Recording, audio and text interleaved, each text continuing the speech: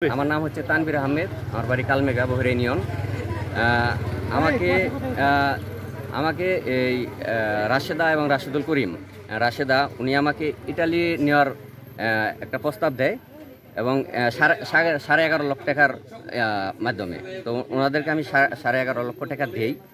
বিভিন্ন অ্যাকাউন্টে ওনারা টাকা নেয় এবং কি ওনার আম্মার অ্যাকাউন্টেও টাকা নিছে, আমার কাছে সমস্ত ডকুমেন্ট আছে। এবং উনি আমাকে প্রথমে নেয় দুবাই থেকে 4 দিন রাখার পরে নেয় হচ্ছে সিরিয়া থেকে আমাকে নেয় লিবিয়া নেওয়ার পরে উনি আমাকে 5.5 মাস জিম্নি করে রাখে এবং কি মারধর করে। এবং কি উনি রাশেদুল করিম এবং রাশেদুল করিমের ওয়াইফ রাশেদা ওইখানেই ছিল। ওনারা দুইজনেই মদ পান এবং অল টাইম সবসময় নেশাগ্রস্ত থাকতো এবং কি আমাকে বলতো যে তুমি দেশ থেকে টাকা নিয়ে আসো, তোমাকে আমি ইটালি পাঠিয়ে দেবো। তো আমি বিভিন্ন অ্যাকাউন্টে টাকা নেই, ওনাদেরকে 11.5 লক্ষ টাকা দিই।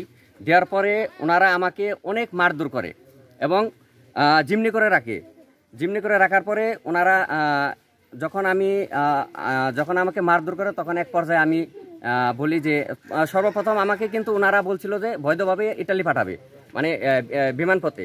কিন্তু লিবিয়া নেওয়ার পরে আমাকে ওনারা অবৈধভাবে পাঠাইতে চাইছিল, যেমন সাগর পথে। আমি কিন্তু সাগর পথে যাইতে চাই নাই। যখন আমাকে নির্যাতন করে মারধর করে তখন আমি কি করব, উপায় হয়ে আমি সাগর পথে যাওয়ার জন্য রাজি হই। রাশেদ এবং রাশেদুল সম্পর্কে কি হয়? ওনারা হাজব্যান্ড ওয়াইফ। আপনার কি হয়? আমার হচ্ছে আমার সম্পর্কে ভাগ্নি হয় ওনারা। ওই ক্ষেত্রে আপনার যোগাযোগ? জি জি। তাদের বাড়ি কোথায়? তাদের বাড়ি হচ্ছে যে এখানেই। রাশেদুল আর কি করেন এর পাশাপাশি? রাশেদুল করিম তো উনি আসলে আমি যতটুকু শুনি যে টাঙ্গাইল উনি নাকি 2টা মার্ডার করে গেছে ওইখানে। রাশেদুলের বাড়ি কোথায়? টাঙ্গাইল। হ্যাঁ, টাঙ্গাইল সদরে ওনার বাড়ি। হ্যাঁ, উনি কিন্তু লিবিয়াতে যায় আমাকে বলতো তোর মতো মানুষ আমি মাইরা ফেলাবো, কিচ্ছু হবে না, আমি 2টা মার্ডার করে আসছি। এবং লিবিয়াতে থাকলে একটু ধরবেন উঁচু করে। এই যে রাশেদুল এবং রাশেদ না, তাদের ছবি আমার কাছে নাই স্যার, তাদের ছবি নাই। কিন্তু উনি আমাকে বিভিন্ন ভাবে হুমকি দেখাইছে। আপনি মোট কত টাকা তাদেরকে পেমেন্ট করেছেন? আমি 11.5 লক্ষ টাকা ভাই। এবং কি ওখানে ব্যাংকের মধ্যে পাঠিয়েছেন, তার প্রমাণ তো আপনার কাছে রয়েছে? হ্যাঁ, প্রমাণ আছে আমার কাছে, এই যে প্রমাণ আছে। এটা কতদিন আগে ঘটেছে? এটা ঘটছে প্রায় 1.5 বছর হয়ে গেছে। আপনি এই পেছে 1.5 বছর যাবত? জি জি। এবং আপনি যে যাওয়ার পথে ছিলেন, ইতালির পথে যাত্রা করেছেন, কতদিন ছিলেন নানান দেশে? আমি সর্বপ্রথম আমাকে দুবাই নিয়েছিল, 4 দিন ছিলাম। মোট কতদিন? মোট 5.5 মাস ছিলাম স্যার। কয়টা দেশে? আমি 3টা দেশে ছিলাম। ফিরে আসছেন কতদিন আগে?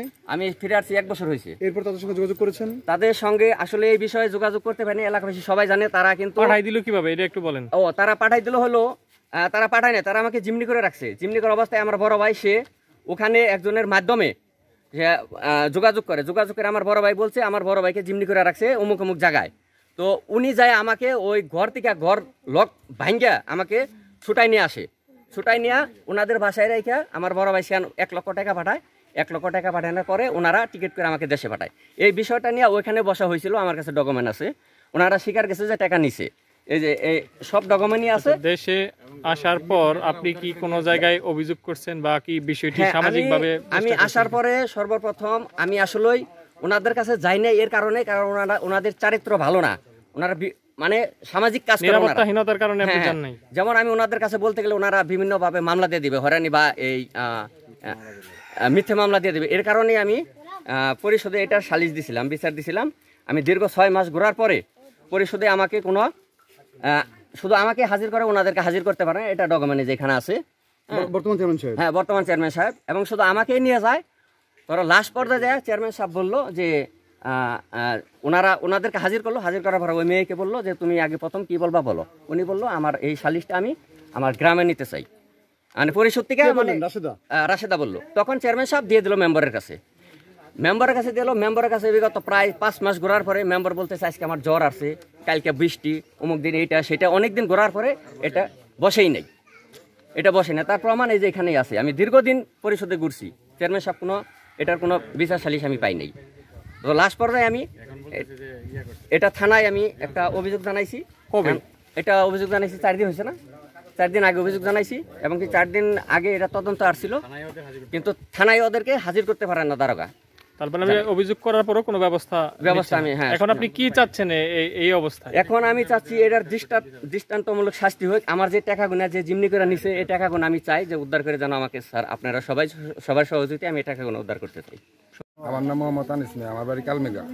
আমি লিবিয়ায় 3 বছর ছিলাম ওর সাথে, ও আমার অনেক অত্যাচার করছে। ওর সাথে বলতে কার সাথে? রাশেদের সাথে। ও আমার অন্য কাম করাইছে, আমার কোনো দিন একটা টাকাও দেয় না। ও খালি বলছে যে ইটালি নিব এইভাবে অনেক কষ্ট করে ওই রুমে গনে মনে করেন ছুইটা পর মনে করেন বিভিন্ন ধরনের কাজ কাম করে পরে আমি দেশে আসছি। দেশে আসার পর ও এখানে আসছে, আসার পর আমার সেদিনকে কইতাছে টাকা চাইতে গেছি, আমার এখানে গাড়ি মেরা ধাক্কা মেরা ফালাই দিবার নিয়েছিল। পরে আমরা কোনো কিছু না পেয়ে পরে যে সখীপুর যাই হেন ওই কমপ্লেন করছি। তারপরে মনে করেন যে এটা কোনো কোথায় কমপ্লেন করেছেন? থানায় কমপ্লেন করার পরে তারে অহনো মনে করেন যে ওখানে তারা আপনি আনুমানিক তার কাছে কত টাকা পান? 7 লাখ টাকার মতো ভাই। আমি 4 বছর 4.5 বছর কাম করছি ওখানে, একটা টাকা আমাকে হেসে দেয় নাই। খালি কইছে যে ইটালি বাটব এইভাবে মনে করেন যে আমি পানি পথে যাই নাই। পরে ওখানে অনেক কষ্ট করে মনে করেন যে বিভিন্ন ধরনের ই করে পরে মনে করেন ওখানে পলাইয়া পরে মনে করেন নিজের টিকিট কেটে পরে মনে করেন দেশে। কোন দেশে ছিলেন? লিবিয়া ছিলাম। আর অনেক হামকি দামকি দিত, আর বলে অনেক মার্ডার ধরনের কেসের আসামিও কইছে যে আমি জীবনে এই দেশে আসবো না, এই ধরনের কথাবার্তা বলতো। আচ্ছা, আপনাদের কি ধারণা শুধুমাত্র আপনারা দুইজনই কি তার মাধ্যমে প্রতারিত? টাকা পয়সা নিচ্ছে অনেক লোকের কাছে, অনেক দান্দা বান্দা করে নিচ্ছে। এই যে টাকা পয়সা মনে করেন যে বাড়ি গাড়ি এনে যে করতেছে এগুলো কিন্তু ওই টাকা দেয় সবকিছু ওই দিয়া মনে করেন যে এই দেশটা ওখানে আমাদের মতো আরো লোকজন ছিল স্যার, ওনাদের জিম্মি করে রাখছে বিভিন্ন অন্য বিভিন্ন ডিস্ট্রিক্টের লোক। খালি শুধু আমরা দুইজনই না, আরো লোকজন ছিল ওনাদের বাসায়। ওনার কাজই এটা। আপনার চাওয়াটা কি? আমার 7 লাখ টাকা ভাই, অনেক পরিশ্রম করে কামাই করছি। মনে করেন আমি অনেক গরিব মানুষ, আমি পড়তে পারি মনে করেন যে এই কাঁচামাল বেচে খাইবা কেই জানে এই দেশে, ঠিক আছে। ওর কাছে টাকা চাইতে গেছিলাম, এই কারণে সেদিনকে গাড়ি মেয়েরা ফালাই বানিয়েছিল। তারপর দেশ খুললাম এই যে সখীপুর গেছে, তারপরে তারা হাজির হয় না। মনে করেন তারা অনেক ঘামকি দামকি দেখায়, মাইরা হালাবো, এটা করে হালাবো, এটা করে হালাবো, মনে করেন অনেক ধরনের ই করে। সে এটা কেস করবো, এটা কেস করবো, খারাপ। স্যার এই মেয়েটার একটাই ব্যবসা স্যার, সে অসামাজিক কাজ করে এবং কি 7 থেকে 8টা বিয়ে হয়েছে এবং বিভিন্ন হাজব্যান্ড ও টার্গেট করে যে এই ছেলের কাছে এত টাকা আছে, এত টাকা নিতে পারবো। হ্যাঁ, ওটা গুনে হারা যাবো না, একের পর এলাকাবাসী সবাই জানে। মানে একজনের কাছে বিয়ে বসবে, ওইটা 2 মাস থাকবে, ওইটার ওই যে কাবিন করবে 5 লাখ 7 লাখ, ওই টাকা নিয়ে এসে আবার আরেক জায়গায় বিয়ে বসবে। ওনার ব্যবসায়ী এটা, ওনাদের পেশাই এটা।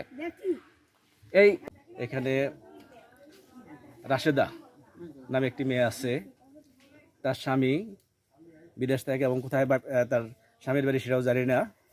কিন্তু এই রাশেদার স্বামী আমার জানা মতে সে একজন অসামাজিক একজন লোক এবং সে মাফিয়া চক্রের সাথে জড়িত।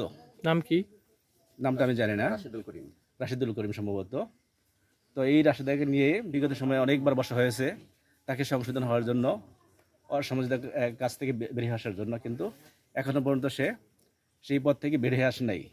এবং তার মামা তানবীর, তাকে সে ইরাক নেওয়া যায় ওই লিবিয়া থেকে টেনে নেওয়ার জন্য।